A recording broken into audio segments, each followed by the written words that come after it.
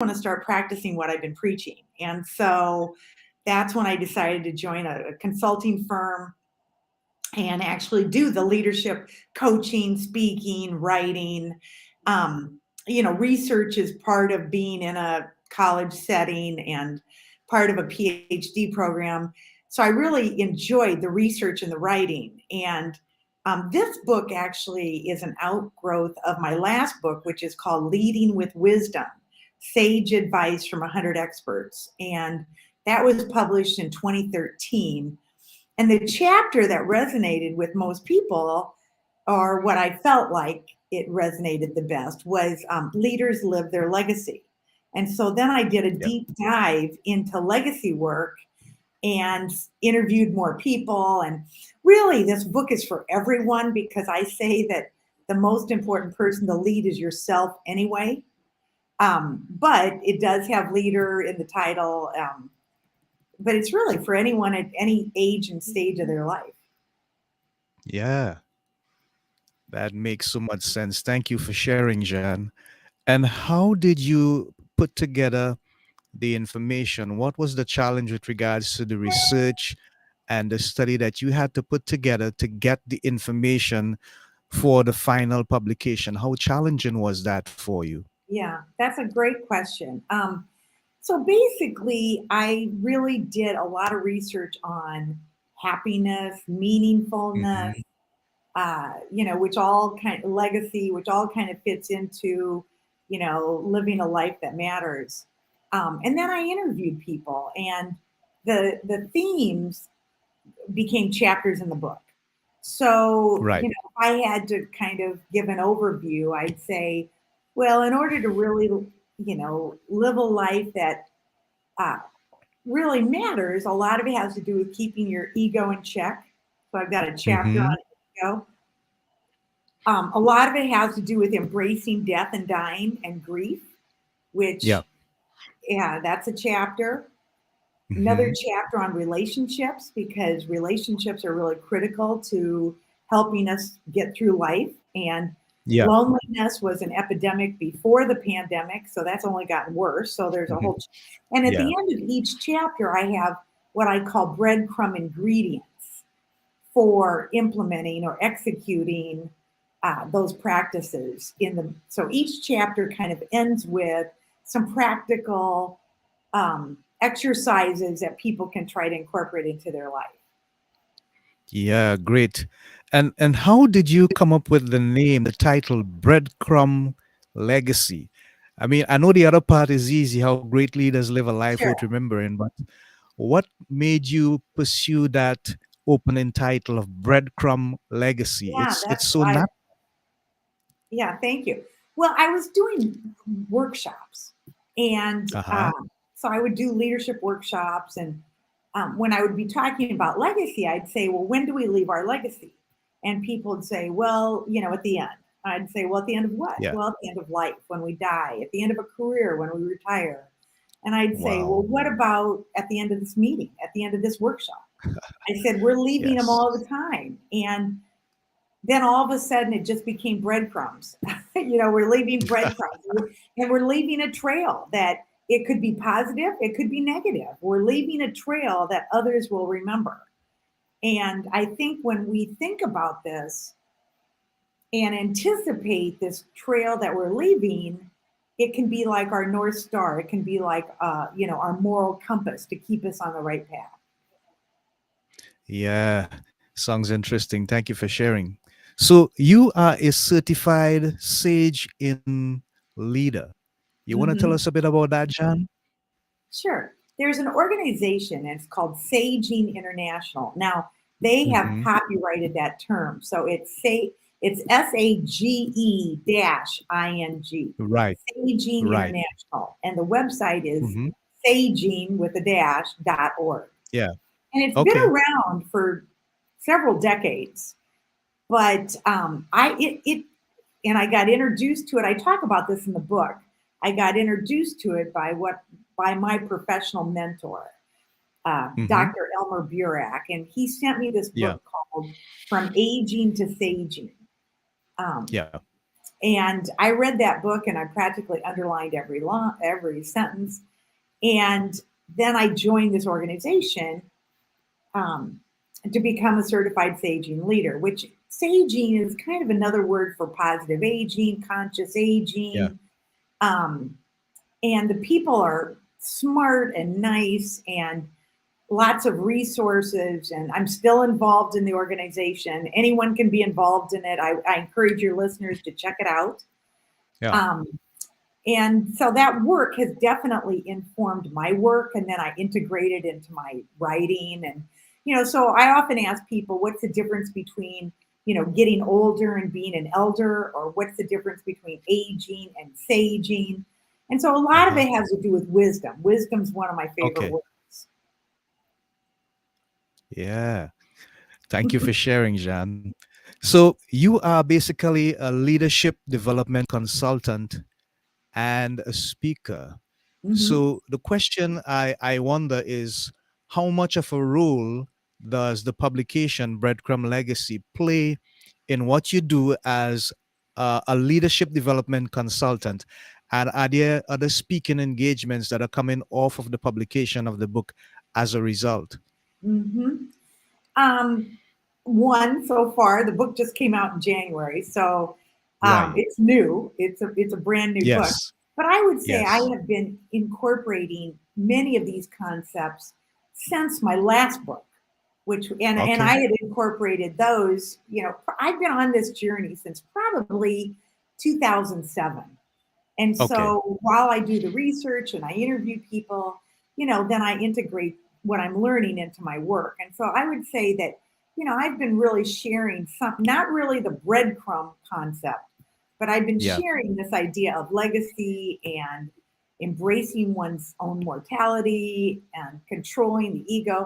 I've been really doing this since probably 2007, and Okay. have definitely, had workshops and speaking gigs about where I integrate this information.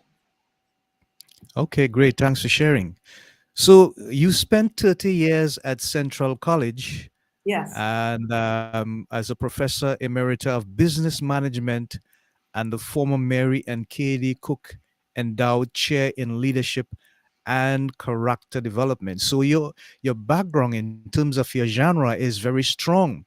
yes. How did those experiences help you putting together some of what you did actually finally put into your publication? Did it play a pivoting role? Well, what's interesting is, especially for my last book, which, as Uh-huh. I said, Leading with Wisdom came out in 2013, I had been Yeah. teaching these concepts to, like embracing one's death. I had been teaching these concepts to traditionally aged college students, so 18, undergraduate, 18 to 22. Yeah. Usually my Yeah. students would be juniors and seniors, so 20 to 22 years old. And I had been teaching these concepts. And my when I would present papers at professional conferences, my colleagues would say, "Well, how does this resonate with young people?" Uh-huh. And my Yeah. response was, "It resonates very well." In Yeah. fact, I gave a TED talk, a TEDx talk in 2021, I think, called "Embracing Death." Uh, Seeing life through a different lens, and people can find that Okay. on YouTube. Yeah. And really, I talk about how I developed this course and what I taught the undergraduates and why this concept's important. So that might be something people could look at. I also did a virtual TEDx talk called "Becoming a Nobody," and both of those are on YouTube. So, I mean, I would say that what's interesting is these concepts are really important, as I said, for any age and any stage of life. Okay. Great. So going forward in terms of your next step, is there another publication in the making? Is there a follow-up to the current Well, one that we have been talking about? it's kind of interesting because right now, I would say this might be it, okay, which I'm leaning all Oh, in. I'm trying to really get on lots of podcasts and really promote okay. this book. I really Okay. try to Okay. put all of my favorite, my best wisdom, my best thinking into this book. Yeah. But as I do more engagements and as I work more with this material, there may be something else that comes out. I do like to write. I do like research, and I love interviewing people. In fact, I have a monthly podcast called Becoming a Sage, where I Okay, interview thought leaders about wisdom. So people can check that out on my website. So great. I'm gonna give you a chair for that because you deserve one. I don't have some fancy bells and whistles like you do, Andy. That's very cool. You can get it through the Melon app. It's pretty new, but it's been, Okay, all right. it's Good. a I work like in progress. it. So you Okay, can I check like that it. out. Great. Okay. So you are involved in community development work. I see here as a priority, Dr. Jann is director for the Bank of Iowa board and a member of several community organizations, including the Planning and Zoning Commission for the City of Des Moines, Eat Greater Des Moines. How does that incorporate with the information that you have in your publication? And do you make that opportunity available to share that information with them in these community development um, progresses that you have? Yeah, that's interesting. Well, I'm on one board now that I don't think Okay. I need to. I'm on the Bank Iowa board, and I led them Yeah. through a strategic planning session. I'm on another board called the Mind and Spirit Counseling Center, and I'm Uh leading huh. them through a strategic planning session. Um, what I would say is, it's really easy to write about leadership, talk about it, teach Yeah. about it, but it's Yeah. hard to practice. And I think that's why Okay. it's really good to stay involved. And I care about these causes. So I think it's really good to practice. Peter Drucker, the father of modern management, he used to say Yeah. that if you really want to learn how to be a leader, volunteer in not for profit organizations because, again, you don't have a lot of carrots or sticks or money or incentives. You have to really influence people. And Right. I think not for profit work is a great place to learn how to practice leadership. Yeah. Great. Thanks for sharing, John. Now, in terms of your career and the amount of experience that you have had, what would you say is the basic mental bar or mental challenge that people experience, and your breadcrumb legacy work could help them so much to get over that hump? Because I think most of the battles that business people and leaders face are really in the mind. Yes. Do you require a change of mindset, or is it just a matter of adopting some of the principles and policies in Yeah. your publication? No, Andy, that's a good question because I do talk about mindset. I talk about Yeah, having a mindset of abundance instead of scarcity, which, right. we live in a very competitive environment. And when you Yeah, realize that yeah. there's probably more than enough to go around, that's an abundance mindset. I also referred to Carol Dweck's work on her book on mindset, having a Yes. growth mindset instead of a fixed mindset. Hmm. And a growth mindset is really how can you improve, and a fixed mindset is often focused on how do you prove yourself in Yeah, and so having a yeah. growth mindset combined with a mindset of abundance, I think, can really keep us on the right track. It's really easy to get jealous or overly competitive, and sometimes even industries or companies reward that you know Right. but I Yeah. think, if you really want to live a life that matters, you have to calm that down and realize that, in the end, it's really all about relationships. Yeah. Yeah. Great. I fully support that. So, in terms of the different chapters, you said you speak about specifically people having the ability and the mindset to face death as being Uh-huh. part of the process of life. Uh-huh. Um, how do you think that is being processed by the people that read the publication? Are you getting any kind of feedback? Because that may be to some a sort of a taboo kind of area to go Right. into. Well, I think the best way I tested that, Andy, is by teaching that to undergraduates, Okay. and really getting their feedback. And students would say, this is the most meaningful course I've taken and some of the most meaningful exercises. I do an exercise where I have students, it's an assignment, it's mandatory. They know they're going to share it. It's not graded, but they have to Yes. write their own eulogy, Right. and not Right. obituary, but eulogy. Now, Hmm. when I Yeah. started this in 2007, those an obituary differed greatly from a eulogy. An Yeah. obituary was focused on what did the person do, what did they accomplish, what were they involved in, and a eulogy is more about who were they as a person. Now Yeah. they're Yeah. more the same. So there has been kind of a change there. But what's interesting is I was doing this exercise years before David Brooks came out with his book. He's Hmm. a New York Times writer, came out with his book, The Second Mountain, where he talks about eulogy virtues versus resume virtues. Yeah. And Yeah. resume virtues would be what I would call an obituary kind of. So, Okay. I would say the best test is I was doing this with people 20 to 22-year-olds, and I was doing it year after year after year. And they just found it very, very meaningful. Maybe a little, Yeah. I was very emotional, when they would share these, they'd have to share it with their in front of the class. They'd have to read it and share it, and they knew that in advance. But it was very meaningful because my point is the earlier you understand this information, Yeah. then the better off you are. Okay.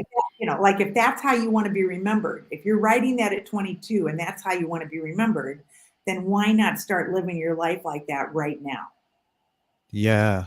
Yeah. I kind of understand the concept because what you're saying is Mhm. that you're sort of giving them the opportunity to create, in part, a vision for their Yes, future yes, that's a good way to and look at it. something that they can go after and hope to accomplish and achieve. Yes, And if they it really is. want best for themselves, then Mm-hmm. that is what they're gonna put there. So that, yeah, Uh-huh. that makes a whole lot of sense. Uh-huh. Right, great. So, Jean, you have been married for over 30 years. You have three adult sons, all doing well and so on. How much of what you do impacts upon the life of your family in terms of the positive aspect of it? Mm-hmm. Well, that's a great question too, Andy, because in my acknowledgments, I talk about how my sons, they know what I'm interested in, so they will often send me an article saying, "Oh, you need to read this," or "I wanted to Yeah. bring this to your attention," or so I've talked about it enough that they catch my drift, Okay. and my husband too. So they all know the path, and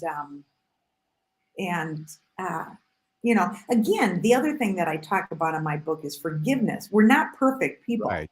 and we Right. make Right. mistakes, so it's not like this Yeah. is all just a straight line. We Yeah. make mistakes, we have setbacks, but when you make a mistake, then you can make amends, you can correct it. That's right. Yeah. Great. Wonderful. Thanks for sharing, Jean. So you basically are heading towards, in my humble opinion, a holistic approach to leadership. You talk Totally. about humility, that mindset to be a servant leader. You spoke Totally. about just now um, being able to forgive and also to be forgiven because it's Yes. reciprocal, Yes. as well as being able to have a vision for the future. Yeah. Hmm. Yeah. What about the spiritual aspect of it? Have you touched in any way with the leadership aspect based on any spiritual Hmm. commitment? Yeah. Andy, these are really good questions, okay? Because, if your listeners go to sagene.org, and again, that's Right. SAGE-ING, if they go to that Uh huh. website, sagene as a concept is Uh very huh. spiritual, not Okay. religious, but spiritual Yeah. in terms Right. of, um, yeah, it is. And so in the book, I do talk about um, being influenced by various spiritual traditions that, you know, if you really do a lot of research on it, almost all of the spiritual traditions have common ground: love, forgiveness, courage. Yes.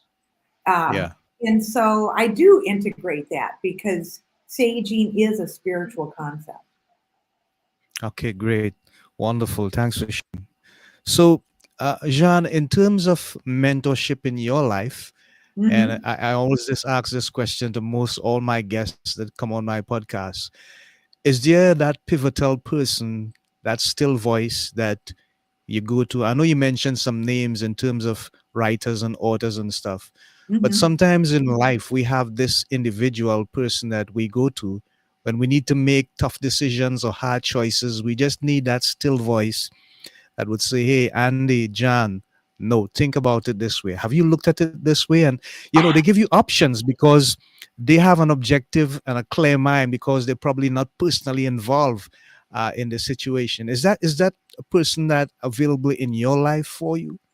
Well, I even have a chapter in my book called "What Would Elmer Do?" Because Elmer, I mentioned Ah, he was my professional mentor, and I wouldn't have right. any of these books if it weren't for Elmer and his mentoring. And Elmer Okay. died in 2012, and he was Mm-hmm. 82. And, Okay. but he and I had such a strong relationship that I can often think, okay, now what would Elmer tell me to do? What would Elmer think is best in this situation? And Yeah. and so even though he isn't here, he does his legacy lives on in me. Okay, great. Wonderful. Thanks for sharing. If you had the opportunity to say something to the universe, we have so many challenges now. We have that unfortunate situation in Syria and Turkey with the earthquake, and Yes. our hearts and prayers go out to them. We hope that the relief continues and they get back to a place of resilience to rebuild and so on. The situation with Ukraine, that's still happening. But I'm Hmm. seeing hope here in your publication, having this conversation with you. If you had the opportunity to say something to the leaders of this planet, uh, the world leaders, about how their mindset should be towards each other in terms of how we appreciate each nation, each Hmm. people, Right. what are some of the things philosophically that you would say to them? Well, it's interesting because for 25 years, I created a course called Managing and Valuing Cultural Diversity. And Yeah. every year I taught the course, I would say to the students, I hope there's a year that all of a sudden this course seems irrelevant, like not needed, you Uh-huh. know. Yeah. Well, Yeah. unfortunately, it seems needed now more than ever. And I'm not there teaching Hmm. it, you know. Yeah. Um, Yeah. I don't, again, this, in my opinion, war makes no sense. What are we Yes. fighting over? And Yeah. why would we want to hurt someone else? So the whole, any kind of war does not, to me, I read something not too long ago, and this was in a book by, I think, Robert Johnson, but the quote was, Mm-hmm. the opposite of hate, let me see, the opposite of love is not hate. The Uh-huh. opposite of love is power. Okay. And so, to me, if you look at what's happening, these are power struggles that are senseless. They don't make any sense. Power over Mm-hmm. what? You know? Yeah. And so I would want to say, we should all be living in peace and we should all be helping others live peacefully, um, Right. and Right. not obstructing that justice. And, what took place in Memphis with those Hmm. five policemen, and, I mean, Yeah. that Yeah. that I can't comprehend that at all. It makes no sense at Okay. all. Yeah. Yeah. So anyway, Yeah. that's where I'm going with it. Okay. And that's a wonderful message. That's a great message. Looking at the world in terms of leadership, we have a lot of young people coming through the leadership ranks, and Hmm. most of them, John, are not experienced. Some of them are thrown into positions of leadership quite not Hmm. by design, but Right. by incident or even by accident in some instances. Hmm. What advice would you give young leaders in terms of the approach that they should take so that they become Okay. effective and efficient Hmm. and truly understand the role that they're supposed to function in as leaders in these challenging times that we are in now? Hmm. Well, I would say that the most important thing that they can do is realize that leadership is not a position Uh and huh. it's not a title. Leadership Right. is a relationship. And so they Okay. have to learn to build healthy relationships with others. Right. I think particularly with this generation and the pandemic and hybrid and people working from home, you know, uh, it's more challenging and you have to really work on the relationship. Work on Yeah. building Yeah. relationships so that people trust you, you trust them, and then people will perform. Right. Right. Great. So here's a question. In terms of let's imagine that the organization is pretty large. Hmm. Let's say it's 1,000 people that you have, and of course you have different teams. You have PR, you have marketing, you have Hmm. research and technology, etc. Hmm. What is the most effective way that this leader can develop that form of communication that gets his or her message to those 1,000 people in the different areas that they are responsible for, so that Hmm. he or she knows that they are getting through to the team and they understand the vision going forward? Okay. I think it really has a lot to do with you have to, again, get to know people. And so Okay. you can have small groups, you can have town halls. I think when it Yeah. comes to communicating, you have to use a variety of methods. I Yeah. mean, I can remember interviewing one college president where every Monday she called it her Monday morning memo. And people, by Friday, anybody could submit any question to her. And on Monday, then she would answer everybody's question anonymously, but Right. every through an email, everybody would get an answer to their questions. And it really opened up communication. I mean, I think it's one thing to say communicate, but you really have to get to know people and, Yeah. Yeah. know, finding ways to do that. Okay. Wonderful. Thanks for sharing. So we're coming down to the end of our publication, or our broadcast, on your publication rather. Uh-huh. And I just want you to, if you have any last words that you want to say now, I'll give you the opportunity to say that. We have about 3 persons in the audience. We have a lot more later on, but they are live for now. What would you say with regards to maybe breadcrumb legacy or something that is close to your heart, Yeah. coming from Dr. Jann E. Fried? Well, I think every moment matters. I think every interaction. I think, you know, uh, we're really talking about being intentional and thinking Okay. about the impact that you're having Yeah. on others. Yeah. And even when you have to deliver bad news, or, how can you deliver that in a way that they'll hear you, that they'll respect you? You don't lay off hundreds of people via Zoom, you know. I Yeah. mean, Yeah. yeah. So I think, realizing that it does matter and people do remember. And I think it's a Maya Angelou quote where people won't remember what you said, they won't remember what you did, but they'll remember how you made them feel. You made them I think, feel. right. So Yeah. I think that is a Yeah. breadcrumb, and I think that matters. So Wow. I'm going to toot a horn for you, Jan. and Andy, you've made me feel very welcome, and you've had some very good questions. So thank you. Yeah, thank you so much. You inspired them. So give yourself a little pat on the back. So, Jean, what we're going to do now is give you the opportunity to share your hashtag handles with our Okay. audience. Let All people right. know how they can make contact with you if they want you to be speaking about leadership development or stuff about the book, and how they can get the publication Sure. as it's new. And Sure. go ahead. Well, the best way to make contact is my website, which is jannfried.com. So Jann with two N's, Fried with two E's.com. And on my website, on the homepage, there is a discount, 20% discount code from the publisher.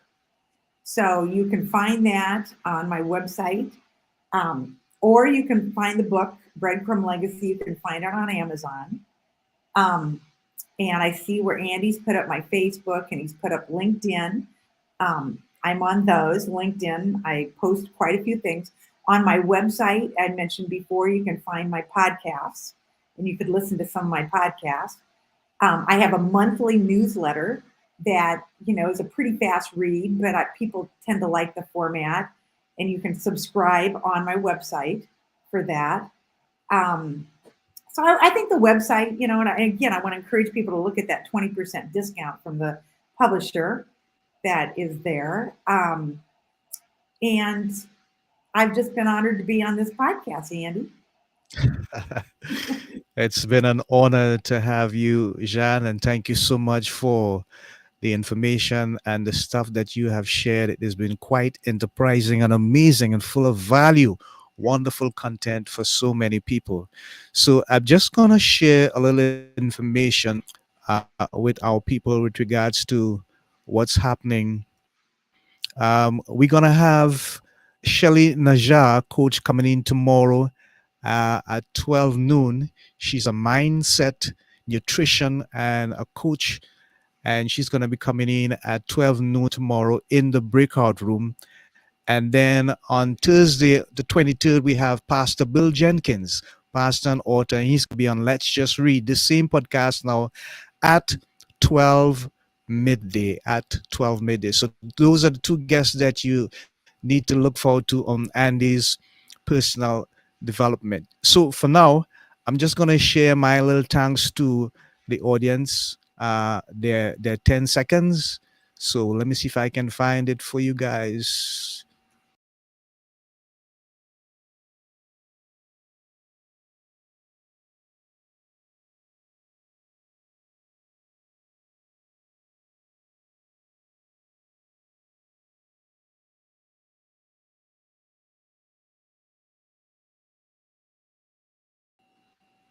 So thank you for watching and thank you for tuning in.